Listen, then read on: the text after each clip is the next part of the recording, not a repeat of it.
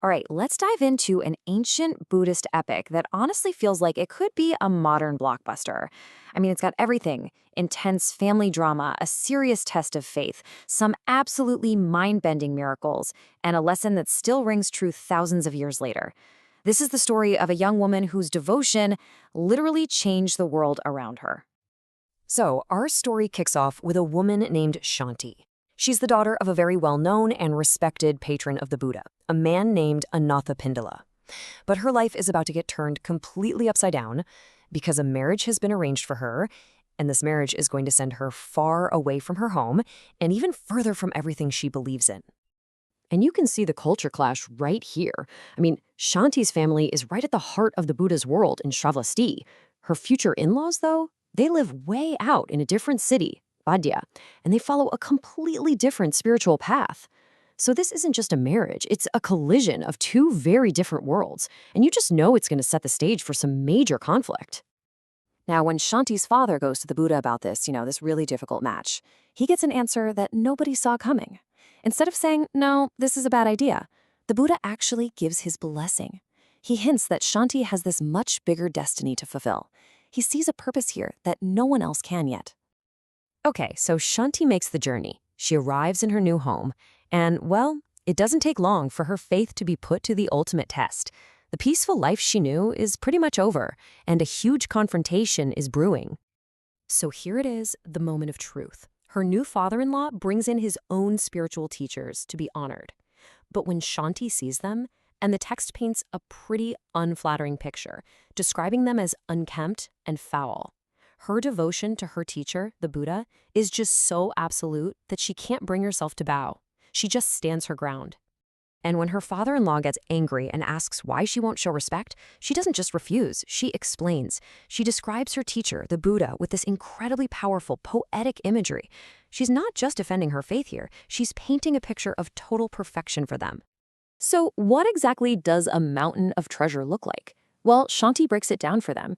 She talks about the Buddha's physical perfection, his wisdom that just illuminates everything, a light that's as bright as 1,000 suns, a voice that's always gentle and healing, and a compassion that touches every single living being. Her description is so vivid, so powerful, it leaves her in-laws completely speechless. And wow, her words really hit home. Her father-in-law, Mrigarashiras, is so deeply moved that he asks what seems like an impossible question: Can I meet this incredible teacher of yours? And this is where the story pivots from a family drama into, well, a full-on supernatural spectacle. Shanti says, of course, and agrees to invite the Buddha. But how do you send an invitation hundreds of miles away in the ancient world? Turns out, you do it with pure faith. She takes an offering of flowers, tosses them in the direction of the Buddha's monastery, and the sheer power of her conviction makes the impossible happen. The flowers literally fly through the air and arrange themselves into a magical floating pavilion right in front of the Buddha. The message has been sent. The Buddha accepts. But he doesn't just, show up. Oh no. First, he sends his most powerful disciples. These are called arahants, beings who have reached the ultimate goal of enlightenment. And what happens next is basically a celestial parade, designed to show off the incredible power and wonder that comes with this kind of spiritual awakening. So as the first of these enlightened disciples makes his grand entrance, the father-in-law, completely astonished, turns to Shanti and asks this simple question. It's a question he's going to be asking a few more times, believe me. I mean, can you imagine looking up and seeing this? A magnificent being just descends from the heavens, not on a horse, but on a chariot pulled by a massive dragon. This entrance is designed to inspire total awe, and it's just the beginning. And Shanti just calmly replies that this isn't her teacher, but his disciple, Madhgalyayana. And you have to understand, this guy is famous for having the most incredible supernatural powers. So powerful, he could supposedly shake the heavens just by touching it with his toe. And the key thing here is, this is just the warm-up act.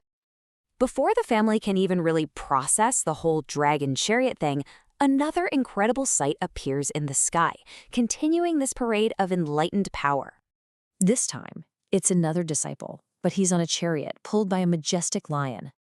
And once again, the father-in-law, who is just completely stunned at this point, turns to Shanti and asks, "Okay, is this one your master?" And again, Shanti explains, no, that's Shariputra, the disciple who is known for being the foremost in wisdom. The text actually says that if you took all the wisdom of all other beings in the world and put it together, it wouldn't even come close to a fraction of his. The message is crystal clear. If these are just the students, just imagine the teacher.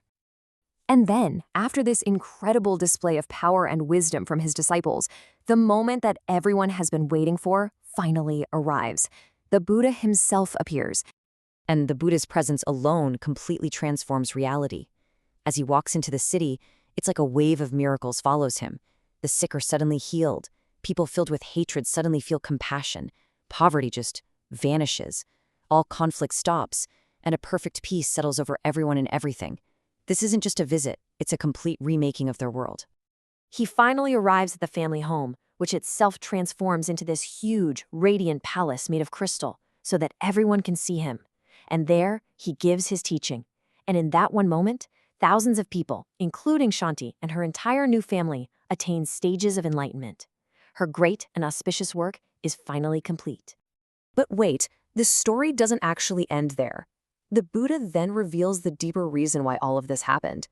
He tells a story that goes way, way back, across multiple lifetimes, explaining the hidden karmic threads that wove this miraculous day into being. So he explains that in a distant past life, Shanti was actually a poor woman who made one small but very heartfelt offering. And when she did, she made a vow to one day help spread the teachings. That single act of generosity started a chain reaction. It led to her being reborn as a princess who became a great patron of a past Buddha. And ultimately, it led to her being reborn as Shanti, armed with this incredible, unshakable faith that could literally perform miracles.